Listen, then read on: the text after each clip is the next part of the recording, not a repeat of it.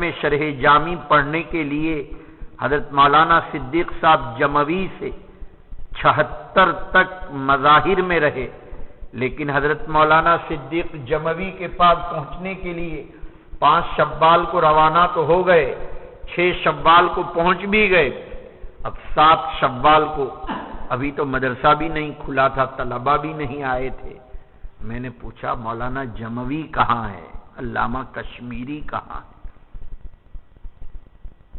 سردی کا زمانہ، بالکل میلا، جس میں سے پیاز اور ادرک اور لہسن کی بدبو آتی، ایسا کمبل اوڑے ہوئے ایک لمبا بڈھا، بالکل ناک بھی بڑی لمبی، بہت خوبصورت آدمی، اور لوگ دونوں یہ ناک کی ریزش بھی بہ رہی ہے، اور مجھے کہا وہ علامہ جموی ہے۔ تو میں نے کہا یہ پرانے طالب علم چھوٹے جو نئے طلبہ ہیں ان کا مذاق اڑاتے ہیں، ایسا سن رکھا تھا کہ چھوٹے طلبہ کو بڑے طلبہ پریشان کرتے ہیں اور مذاق اڑاتے ہیں۔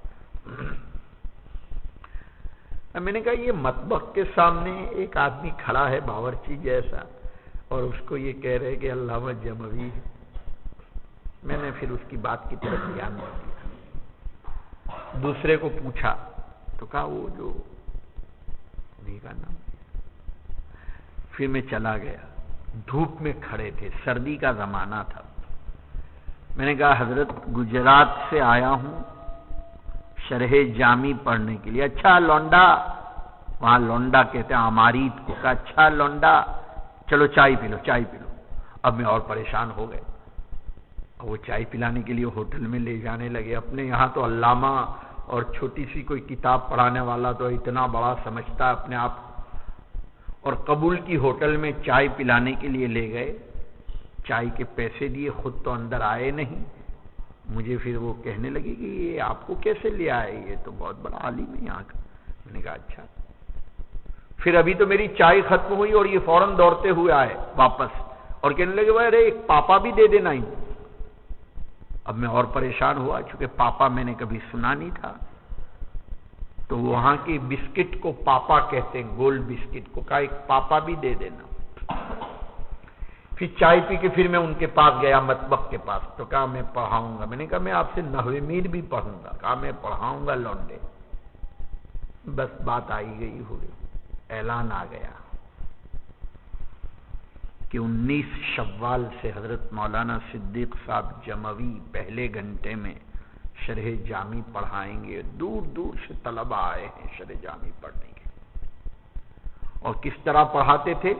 لاؤڈ اسپیکر نہیں تھا، آواز نہیں تھی، 85 سال سے زیادہ عمر تھی، تو مولانا بولتے تھے الکلیمت، تو مکبر تھا، وہ کہتا تھا الکلیمت، آواز پہنچتی، لفظ، پھر وہ بولتا تھا لفظ، اس طرح سبق ہوتا تھا۔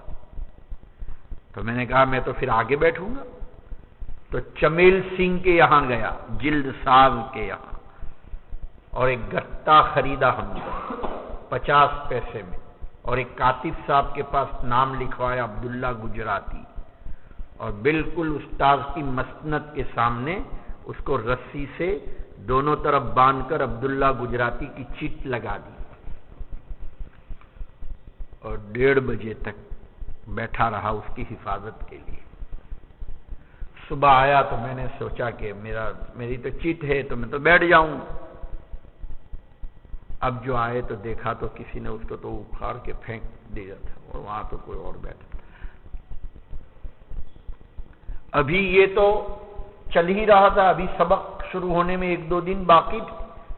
مغرب کی نماز مسجد کلثومیہ میں پڑھی، مولانا سید وقار علی کھڑے ہو گئے، کہا بڑے افسوسناک خبر سنائی جا رہی ہے کہ علامہ کشمیری اللہ کو پیارے ہو چکے۔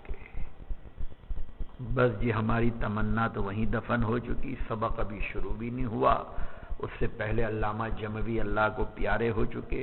مدرسے میں قرآن خوانی ہو رہی ہے، چاروں طرف قرآن پڑھے جا رہے ہیں۔ دوسرے دن 8-9 بجے جنازے کی نماز حضرت مولانا اسد اللہ صاحب رحمۃ اللہ علیہ نے پڑھائی۔ کتنے قصے سنائے ہیں، یہ تو بڑی لمبی داستان ہے، اسی میں پورا سال ختم ہو جائے گا۔ ایک صاحب ملے، مجھے کہا کہ مجھے آپ اپنے یہاں بلا لیجئے۔ میں نے کہا کیوں؟ آپ کو تو میں نے رکھا ہی تھا۔ کہا نہیں، پھر بلا لیجئے۔ میں نے کہا کوئی کام آپ کے لائق بتائیے۔ تو کہا میں آپ کے حالات لکھوں گا۔ میں نے کہا میری زندگی میں تم میرے حالات لکھو گے، سوانے لکھو گے؟ یہاں ہم کسی کو کچھ بتانا نہیں چاہتے، یہ تو سب دفن ہو جانا چاہیے۔ آپ کو تو اس لیے بتا رہے ہیں تاکہ آپ کو تھوڑی رغبت ہو۔ تو اللہ